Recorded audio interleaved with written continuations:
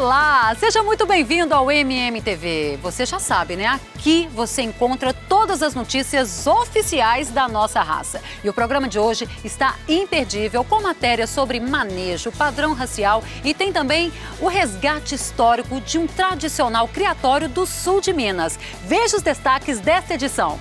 Amor pela criação ultrapassa gerações na fazenda sul-mineira Mato Sem Pau. Especialistas explicam os problemas causados pelos carrapatos em equinos e dão dicas de como combatê-los. Terceira reportagem da série sobre o ciclo dos potros explica o manejo sanitário ideal nos primeiros anos de vida. Saiba como identificar se seu machador está no peso ideal.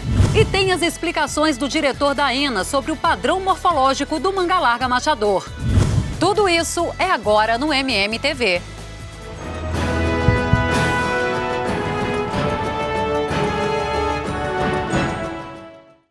E a gente começa o programa de hoje mostrando uma história contada pelos herdeiros do seu Clécio Ribeiro Diniz, responsável por uma das fazendas mais influentes do sul de Minas na expansão da nossa raça.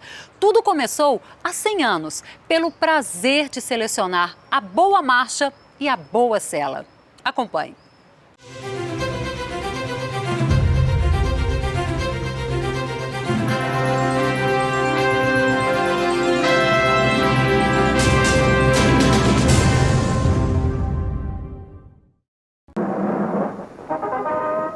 Aqui fala o seu repórter-esso, testemunha ocular da história, em edição extraordinária.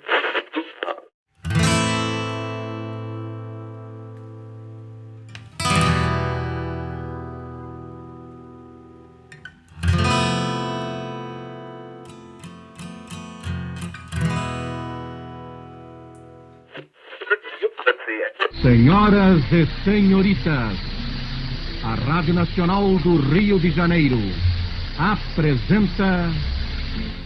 A nossa base começa ali, Joaquim José, nosso bisavô. Depois vieram Sonhonhô e Dona Biela, num lugar chamado Mato Sem Pau, uma fazenda cheia de histórias para contar. Na saída ou na chegada, estava ali meu pai. Que coisa boa, que saudade desse tempo. Muito boas recordações das saídas nossas, para nossas cavalgadas. Oh, meu Deus, quanta falta o senhor me faz. Me lembro bem, meu pai saía cedo para o trabalho. Pegava seu chapéu, pegava sua bengala e já saía com toda a disposição. Isso era uma rotina que ele fazia com muito gosto. Era um alvoroço de crianças correndo o dia todo. Sossega aí, ô sacadão. Meu pai sempre me chamava.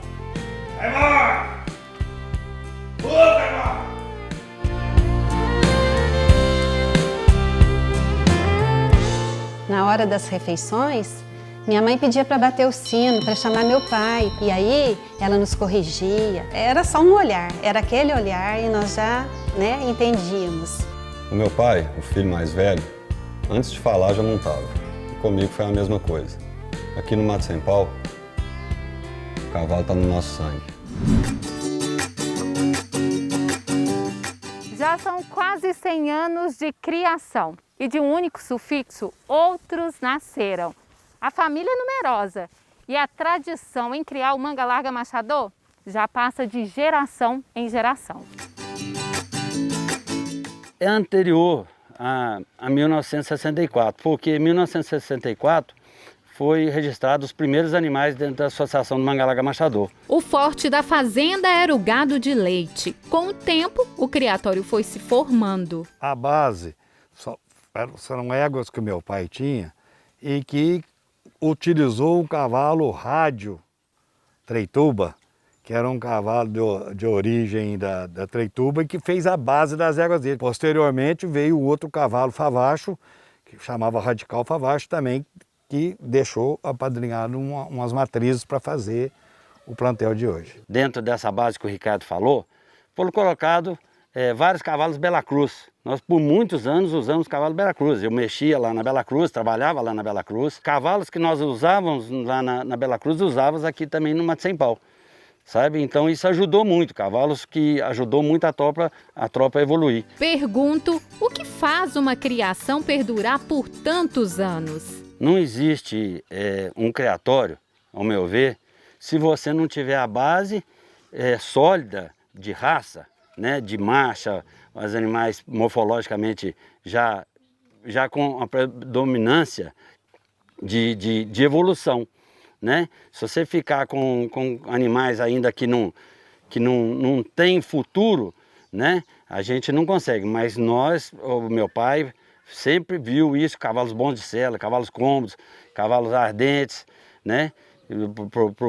Justamente para a lida do gado, e disso aí foi tirado grandes animais que contribuem até hoje. E o gosto pessoal do seu Clécy? Que marchador chamava atenção? Ele tinha uma preferência por um cavalo que se chamava Farol, que era o cavalo que ele montava e gostava, sabe? Então, assim, por anos e anos, o meu pai só manteve aquele cavalo como o que ele usava.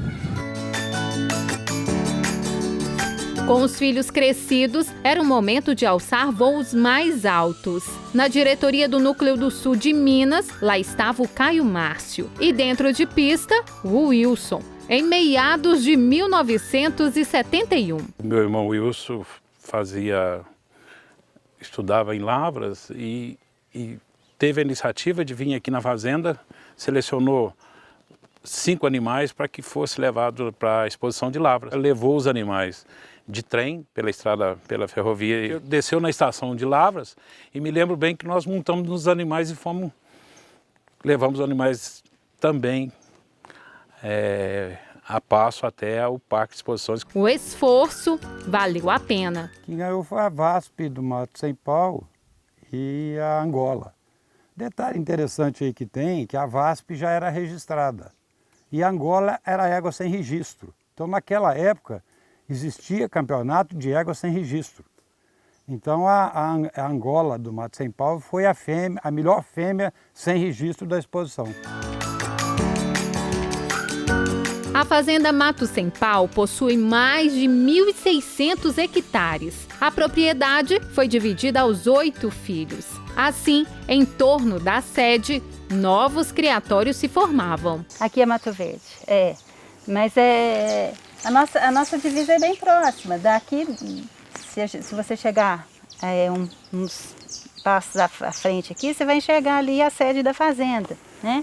Aí o Mato Sem Pau não está ali, o MSP está aqui, né? Está tudo muito pertinho. Então, todos estamos bem próximos da sede. Todo criatório, ele tem, primeiro, ter base boas, saber raça, saber história, para fazer um bom criatório, e a pista é consequência dessa boa criação. Quando meus filhos se emanciparam, aí nós criamos, que nós temos um terreninho perto de Lavras, criamos o Ara Reluz com matrizes oriundas daqui do Mato Sem Pau. Juntos, eles potencializam a criação de marchadores. Desde quando começou o primeiro campeonato de Wilson, que a Angola com a... Como é que chama? VASP. Com a VASP ganhou, desde então ele não parou e até hoje ele tem um cavalo bem importante aqui para o contexto Mato Sem Pau, que é o know-how MSP, que vem ganhando, faturando título aí por onde ele passa. Um cruzamento muito bem feito, porque a mãe é uma égua genuinamente Mato Sem Pau, né? Na avó era Mato Limpo e o pai era o oeste do Mato Sem Pau. Então essa égua foi que nos levou a fazer um cruzamento de onde saiu o know-how. Sabedoria e a modernidade aqui caminham lado a lado. A 5ª geração de criadores dá sequência ao trabalho de seleção. Hoje nós somos mais de 40 primos no Mato Sem Pau, né? Então desses 7 criatórios, 8 criatórios, 7 sufixos, somos mais de 40 primos. E nesses 40 a gente sempre está muito unido. Então, embora a base da tropa seja a mesma, mas os trabalhos diferentes, a gente sempre usa cavalo de um do outro. Então hoje tanto Mato Verde, quanto Mato Sem Pau, quanto os outros aras usam o Ajato Calambau, que é lá do Aloysio do Zé Júlio, usamos o Know-How MSP, usamos o Stand do Cisne, Conhaque Sapecado, Cordel do Palmital, enfim, a cavalada toda da família é sempre disponível para todos usarem e isso enfim, além da gente bater papo e ser amigo, a gente usa também profissionalmente os trabalhos aí de cada um. A gente tem, que nem você falou aí, tem esses cavalos com nome que a gente não precisa nem de falar, que todo mundo já conhece, e a oportunidade de estar usando, de estar trabalhando com eles aqui na nossa tropa, nas nossas éguas. A gente quer assumir a tropa que meu avô deixou, o legado que meu avô nos deixou, e partindo dela, criar o nosso trabalho significativo, que para nós é aquilo que gera motivação diária, sabe? Então é ver a tropa antiga do meu avô melhorando a cada dia, com o processo de seleção, com a utilização de cavalos mais modernos, e a gente desenvolver aquilo que ele deixou para nós. A herança que eu vou levar para a vida é o aprendizado, é o respeito, é a amizade, o companheirismo. Uma coisa que eu aprendi desde sempre, muito com meu avô, e que tenho certeza que ele aprendeu isso com meu bisavô também, é que a herança é uma coisa que, independente se ela for material ou não, é uma coisa que a gente tem que ter pra gente, que a gente tem que procurar o mínimo que a gente pode fazer, manter e procurar sempre melhorar. A gente sempre está acompanhando a evolução da raça, né? Mas sempre tendo a essência que veio lá do Vovô Cresce. Mato Sem Pau é um lugar abençoado, é um lugar que nós fomos privilegiados, eu acho que Deus caprichou aqui. É bom demais você chegar num lugar e falar assim, tem áreas muito grandes que não tem a ter essa quantidade de cavalo representativo da raça e bons pradeadores reunidos num local só. Né? Então é uma satisfação enorme saber que aqui no Mato Sem Pau, hoje, tem esses cavalos representando todos os da família Mato Sem Pau.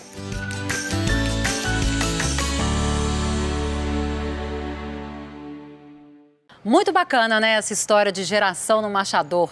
Olha, e não sai daí, porque daqui a pouquinho você vai ver como prevenir doenças causadas pelos carrapatos. E ainda tem a dúvida do criador.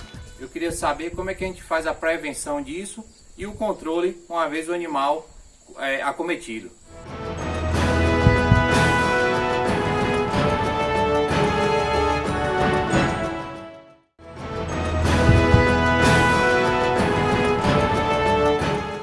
Nós estamos de volta e vamos falar agora de um assunto que incomoda muito o criador, mais ainda o seu animal. Vamos falar do carrapato. Você vai entender melhor agora em quais condições que esse parasito se reproduz, quais as doenças que ele pode causar nos animais e ainda como combatê-lo de forma inteligente na sua propriedade. Confira.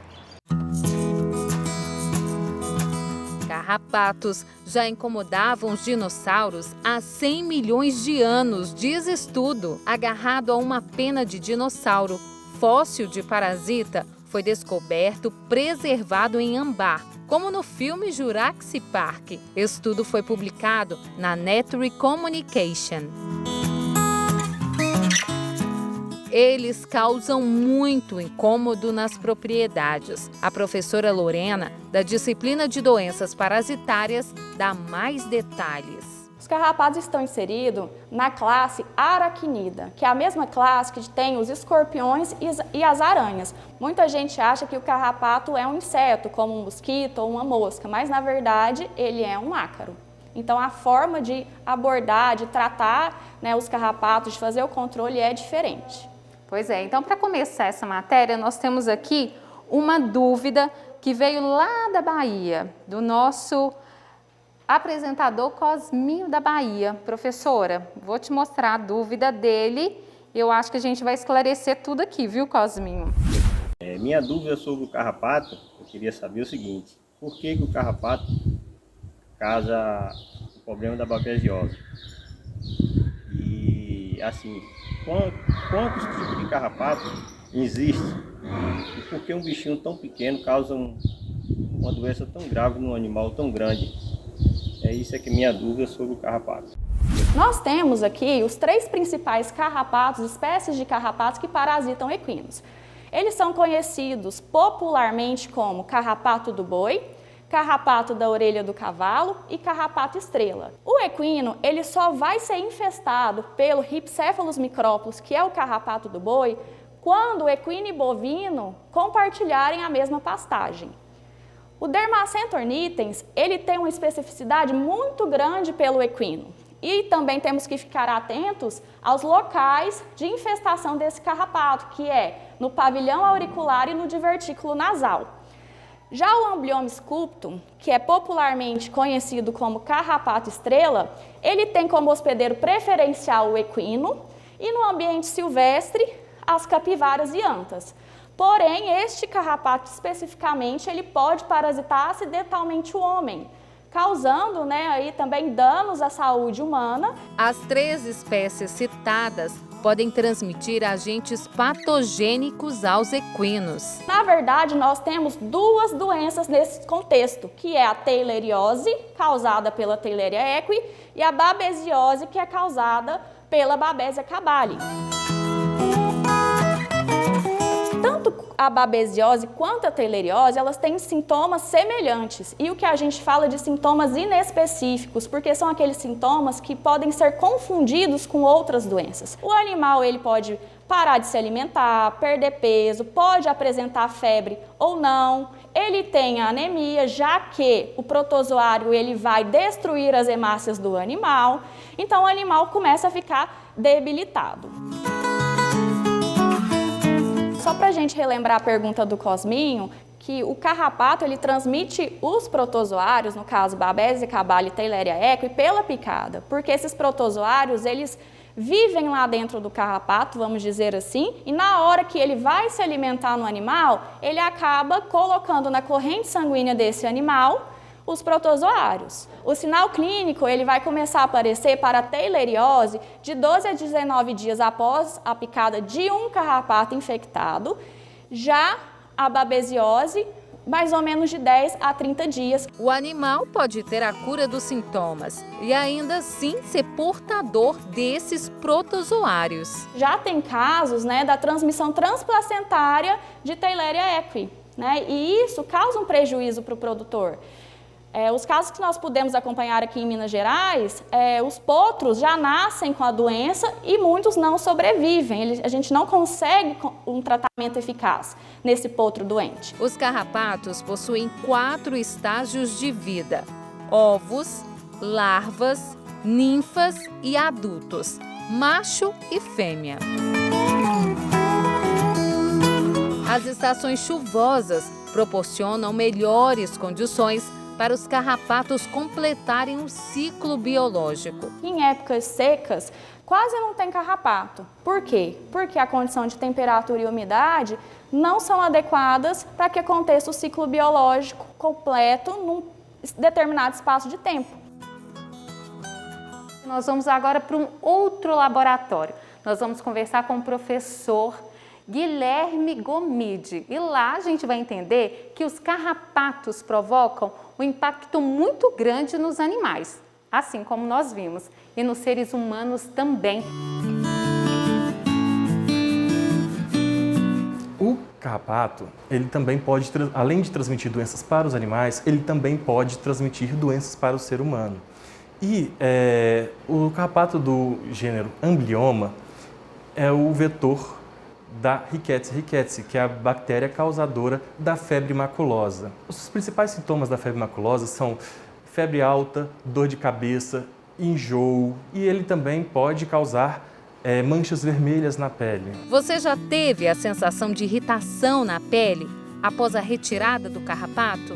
Bem comum, né? A gente deve pegá-lo sempre o mais próximo possível da pele e nós vamos puxá-lo sempre de forma oposta a essa direção da pele. A gente tem que ter muito cuidado para não torcer o carrapato na hora de tirar, porque isso, quando a gente torce, vai facilitar a gente deixar na nossa pele ainda o aparelho bucal do carrapato. E a gente retirar esse aparelho bucal é muito importante, porque quando ele fica na nossa pele, a gente vai ter uma reação inflamatória. Os carrapatos hoje estão em segundo lugar de importância na saúde pública. Veja agora como combatê-los. A gente tem que tentar fazer um controle estratégico para evitar tratamentos em épocas de explosões populacionais. Por exemplo, começar a tratar antes do início da chuva, dependendo da espécie de carrapato. O carrapato da orelha e das narinas, como que a gente vai combatê-lo?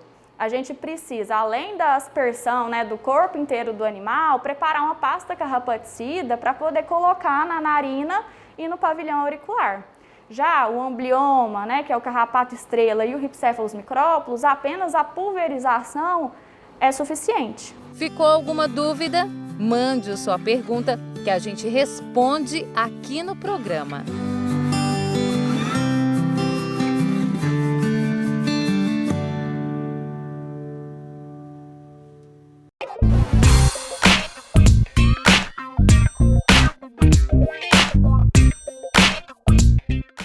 Sou Robson, aqui de Amargosa, na Bahia.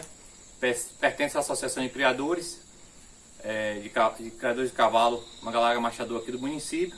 E minha dúvida hoje é em relação à broca. Essa doença que age no casco do animal. Eu queria saber como é que a gente faz a prevenção disso e o controle uma vez o animal acometido. Desde já, muito obrigado. Robson, a pododermatite séptica, tão conhecida aí como broca de casco, ela não tem predileção de idade para cometer os equinos, ela acomete desde os mais jovens até os mais velhos, animais que estão aí em performance, e a porta de entrada para a broca, para a pododermatite, o começo dela é microlesões na linha branca. Então, Robson, a gente já falando um pouco sobre prevenção, a gente nunca pode deixar animais em locais alagadiços, e não tendo um local de refúgio para os animais saírem um pouco, para ter realmente esses cascos secarem um pouquinho e não ficar sempre úmido. Então a gente tem que também tomar bastante cuidado, Robson, como prevenção, sempre a limpeza dos 4 cascos dos animais, quando for trabalhar, quando for soltar. Os animais têm sempre que estar mantendo a higiene geral dos 4 cascos. A baia, sempre lembrar de deixar a cama limpa e seca também, para os cascos não terem essa umidade, não ficar com umidade o tempo todo. Nele também é muito importante essa prevenção, Robson.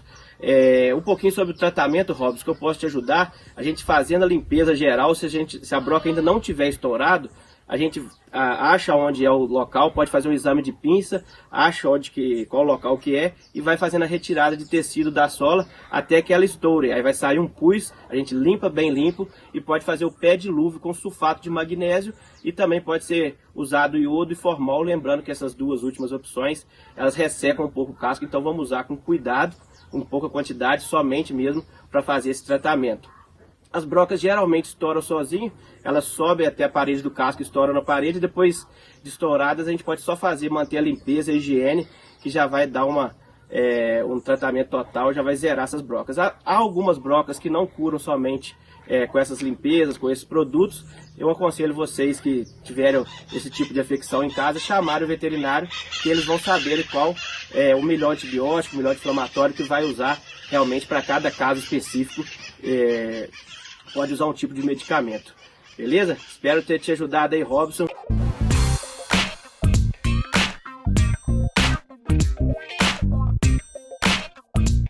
E aí, você também tem alguma dúvida? Então envie pra gente aqui no MMTV.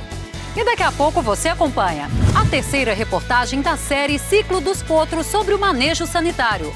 A primeira parte do manejo sanitário da criação é aquela parte básica que envolve a observação sanitária da entrada e saída de animais da propriedade. E as dicas para saber se seu machador está no peso ideal.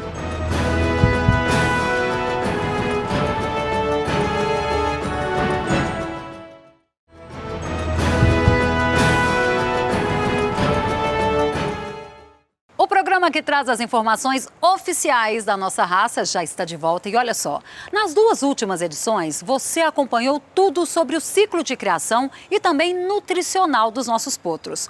Hoje a gente encerra esta série falando do manejo sanitário, uma orientação fundamental para o futuro dos animais jovens. Então, acompanhe.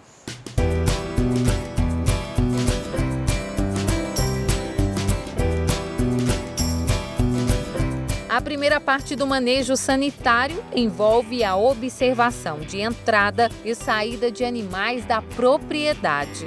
Atenção aos exames e ao controle de vermífugos. A primeira parte do manejo sanitário da criação é aquela parte básica que envolve a observação sanitária da entrada e saída de animais da propriedade. Sim. A garantia de que todos os animais que entrarem, éguas, outros garanhões que vierem de outras propriedades, estão vindo com todos os exames exigidos, anemia infecciosa, mormo. Além disso, é importante também se fazer um manejo de quarentena, isolando aqueles animais, aquelas éguas principalmente que vêm de fora, receptoras que vêm de fora, éguas que vêm para serem cobertas na propriedade, pelo garanhão da propriedade, manter em pastos isolados por um período para evitar contaminar a propriedade com agentes, principalmente agentes bacterianos de fora, e que os animais que estão naquela propriedade não têm resistência. A segunda parte é a vacinação das éguas, no período de gestação. O programa de vacinação, ele envolve a utilização, obviamente, da vacinação anual, que é feita em todos os animais, deve ser feita em todos os animais da propriedade, contra encefalomielite, raiva, tétano, principalmente, e a vacina de herpes vírus, ou aborto equinavírus, no 5º, 7º e 9º mês da gestação da égua. Uma outra vacina importante para ser feita durante a gestação seria programar uma vacina múltipla, uma vacina que contenha influenza, encefalomielite, raiva, tétano, para ser feita no último mês de gestação, com o objetivo principal de melhorar a qualidade do colostro. Os ectoparasitos entram no checklist. Durante a gestação também é preciso controlar a contaminação, a presença de ectoparasitas, de carrapatos principalmente nas éguas, fazendo pulverizações com produtos que não sejam abortivos. Também utilizar vermífugo para controle de endoparasitas durante o período gestacional. A recomendação é que se faça um vermífugo na égua também no 11º mês, no último mês de gestação. Após o nascimento, esse mesmo controle recai sobre os potrinhos. Fazer um controle pelo menos a cada 60 dias de aplicação de vermífugo nesse potro, nesses primeiros meses de vida. Na hora de fazer os banhos carrapaticidas nas éguas, também utilizar o princípio ativo na diluição adequada, com segurança, para fazer banhos nos potros também. Comprovante de imunidade. Tudo certo aí na sua propriedade? A primeira vacinação, ela tem que ser feita com reforço. Ou seja, tem que fazer a primeira dose e no máximo 30 dias depois repetir a mesma vacina. Se fizer vacina junto com o desmame, a resposta vacinal pode ser menor. E quais vacinas? Basicamente, tétano, encefalomielite, gripe, que é a influenza, e a raiva, que também é indicada em várias regiões que tem problemas e tudo, também é indicado a se fazer. Criar futuros campeões exige dedicação e erros no manejo sanitário podem colocar tudo a perder. Por isso, a palavra-chave é prevenção. Potros são o bem mais precioso da propriedade. São aquele brilhante bruto, aquela joia bruta que acabou de ser extraída da rocha e que tem que ser polido, tem que ser tratado para que se transforme naquele brilhante, naquela joia valiosa, para trazer o futuro e o sucesso da criação.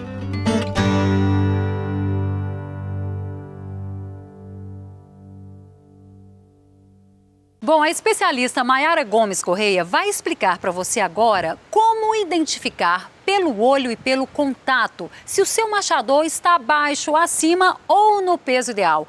Preste atenção nesta reportagem porque são dicas valiosas que você pode começar a usá-las imediatamente no seu criatório.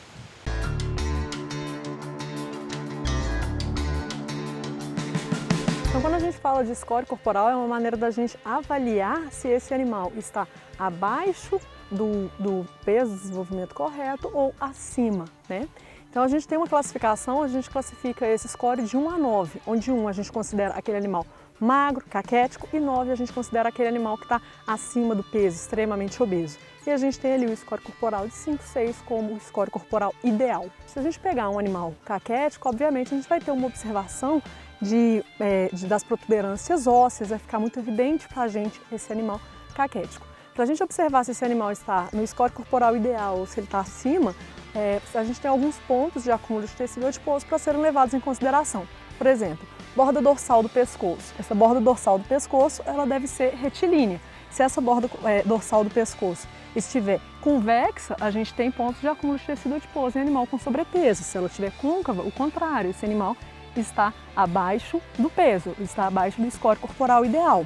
Outro ponto importante de observação é a região do costado. Então as costelas não devem ser visíveis, mas quando a gente passa a mão, essas costelas devem ser palpáveis. Outros pontos de acúmulo de tecido adiposo que a gente deve observar para classificar esse score corporal, que esses pontos de acúmulo adiposo não são desejados que eles ocorram, são região de glândula mamária nas fêmeas e região de base de cauda. Então a gente não deseja acúmulo de tecido adiposo nessas regiões, porque já indica que o animal está com sobrepeso. A gente considera esses animais que têm acúmulo de tecido adiposo nesses pontos que a gente citou. Então um animal que está no score corporal alto, um animal que está com obesidade, é um animal que já vai ter dificuldade de menor resistência, menor desempenho e um maior risco de desenvolver resistência à insulina, que vai estar relacionada com laminite endocrinopática, que é a laminite que a gente tem maior prevalência hoje nos animais.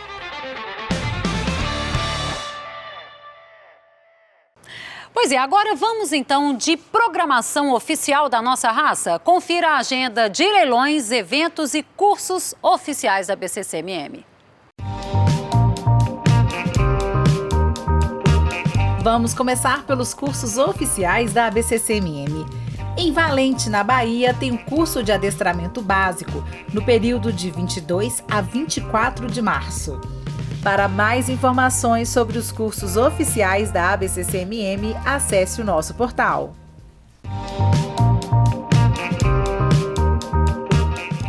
A primeira Copa de Marcha do Aras Tanque Novo e CTE Valferro acontece em Capim Grosso, na Bahia, nos dias 12 e 13 de março. A Associação da Chapada do Estado da Bahia promove o evento. Em Guaçuí, Espírito Santo, o Núcleo Sul Capixaba dos criadores do cavalo Manga Larga Marchador realiza a primeira Copa de Marcha no dia 14. Amanhã terminam as oportunidades do leilão Sivieri pelo site CD Marchador. Também amanhã é a data limite para o 10º leilão Criação Santa Esmeralda. As oportunidades estão no site da Marcha News. Dia 10 é a data limite para o 2º leilão Elite Web Arascar e Aras MZC. Mais informações no site WM Marchador. O leilão 15 anos de criação Aras dos Bugres termina no dia 11. As oportunidades estão disponíveis no site da AGM Leilões. No dia 9 tem leilão virtual Criação Aras Toulon Silvado no canal Business. E não perca no último bloco. O diretor da ENA vai explicar o padrão morfológico do tronco do Manga Larga Marchador. As regiões anatômicas que compõem o tronco são o peito, a cernelha, o dorso, o lombo, a garupa, ancas e a cauda.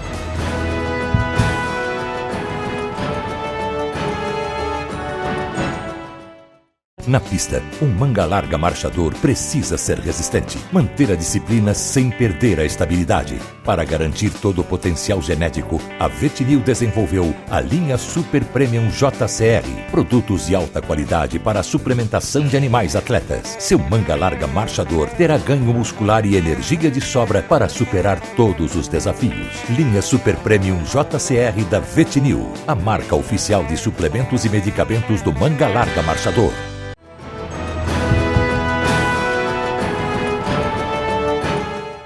O MMTV está de volta e agora vamos mostrar o ranking dos melhores criadores não expositores do momento. Confira. Vamos conhecer os criadores não expositores da marcha batida. Em primeiro lugar está Ronaldo Ribeiro Tavares. Em segundo, o espólio de Humberto Lessa Lobo. Ricardo Rigue de Carvalho ocupa a terceira posição, Fernando Antônio Tavares Barbosa a quarta e Leonardo Leite Nicoliello encerra o ranking da marcha batida. Agora vamos conhecer os criadores não expositores da marcha picada. José Félix Correia de Oliveira Siqueira abre o ranking. Rodrigo Castanheira Quintiliano ocupa a segunda posição. Em terceiro, Pedro Passos Júnior. Carlos Augusto Caran a quarta e Sérvulo Tadeu Brochado Costa a quinta posição. A gente continua agora a missão de te levar toda a informação sobre o padrão morfológico do manga larga machador. Na semana passada, o Carlos Augusto Sack, diretor da Escola Nacional de Árbitros, explicou tudo sobre o conjunto de frente. Hoje, as observações são sobre o tronco, então vamos ver.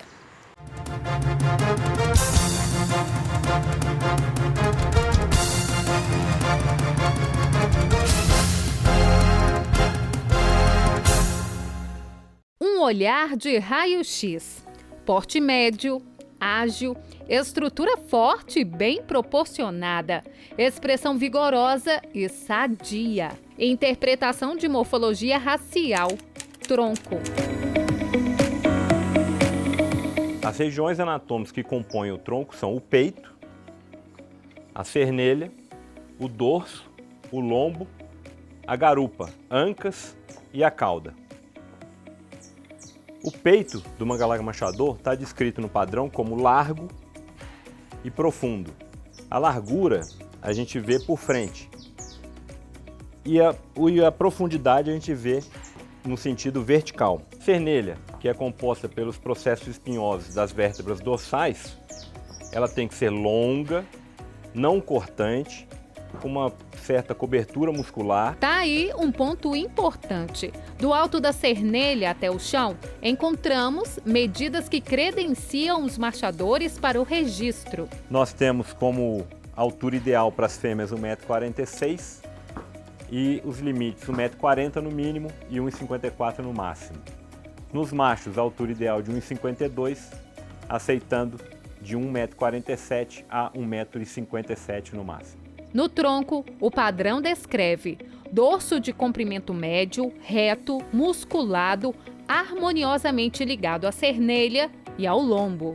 O lombo curto, com uma cobertura muscular adicional nessa região, já que é uma região que não tem costelas. Então ela tem um reforço na sua musculatura nessa região. E reto. Garupa, ampla, mais longa do que o dorso lombo. Ancas também com uma certa cobertura muscular até para sua proteção, uma região muito sujeita a acidentes. A garupa tem o ângulo levemente inclinado, como reza o padrão, por isso a inserção da cauda é uma inserção média. Falando da cauda, ela tem que ter o sabugo curto e as costelas têm que ser longas e arqueadas, ou seja, em forma de arco. Ao falar das costelas, é importante entender um pouco de outras medidas.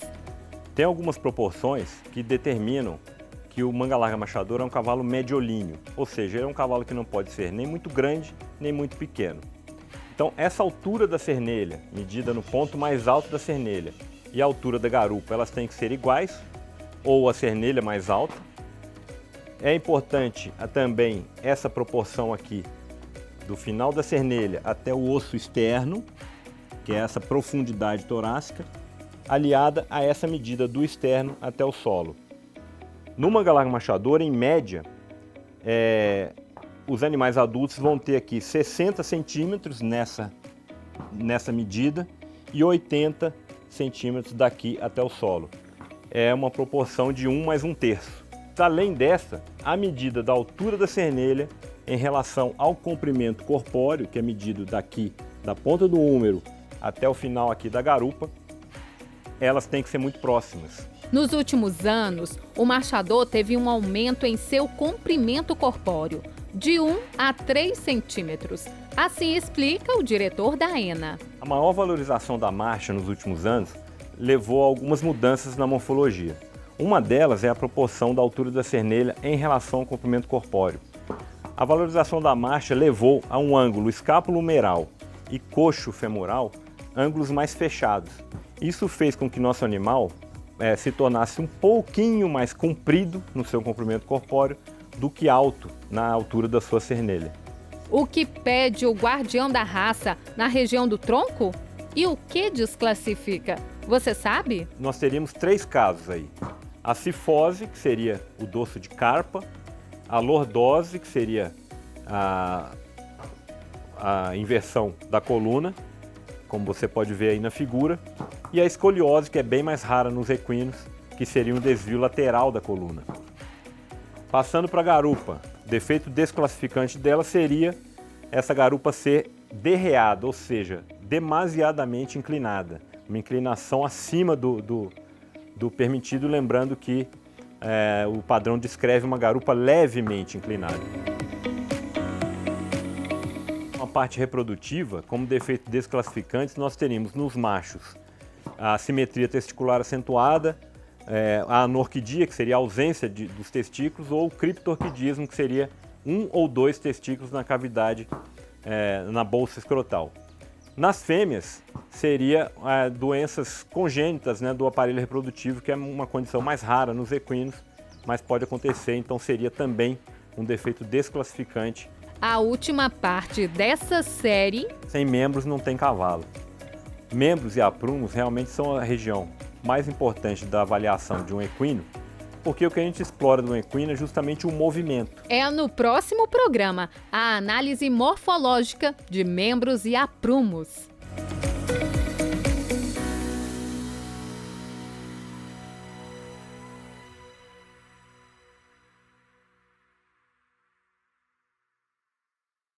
Olha, vale lembrar que todas essas informações você também encontra nos cursos oficiais da nossa raça. E semana que vem tem mais conteúdo para você. O MMTV fica por aqui. Eu tô te esperando, hein? Próximo domingo, às 19 horas, neste mesmo lugar. Até lá. Tchau, tchau.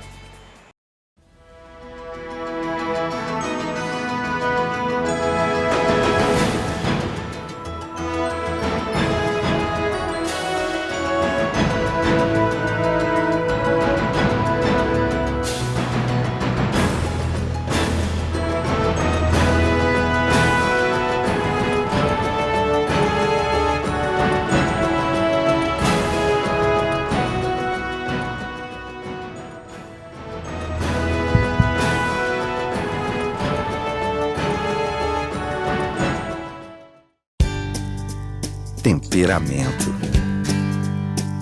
resistência,